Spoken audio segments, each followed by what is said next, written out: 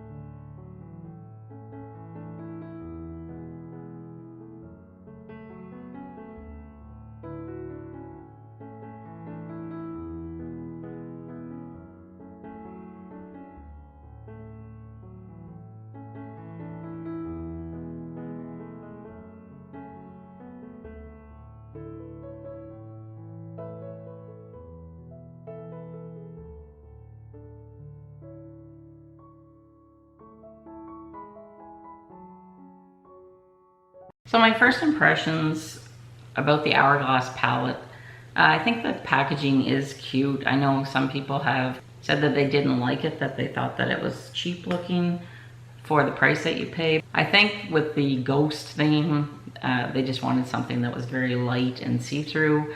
The shades are just absolutely gorgeous and they work very, very well on my skin tone. I would say my skin tone is light to medium. I usually wear in It Cosmetics the light CC cream, if that just gives you an idea of what my skin tone's like. Their powders do such a beautiful, beautiful job of just giving me a lit from within glow. The way the light bounces off my face, I find that it's very youthful looking. It's very soft looking. The blush that I tried, the light one, I found that it has enough color for me for every day. I'm assuming if I wanted to go like with a more bolder blush, this one would be super nice. The bronzer, which I used in my crease and also to bronze my face, I think it's a really nice shade of a bronzer. Some bronzers on me tend to go a little orangey, and this one was just perfect. I know that the size of each pan is a little on the small size, but I'm not overly disappointed by that because I don't remember the last time that I hit pan on a product.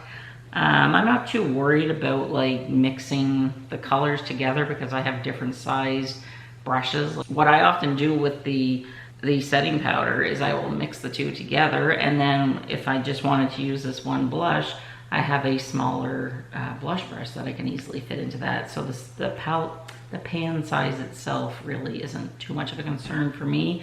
I think the packaging is great. I think it's cute. As always, a beautiful large mirror. This is definitely a palette that I think that I personally, if I just had this in my collection with some foundation and lipstick or some lip glosses and a mascara, I'd be happy with this every day to wear it because it is very versatile.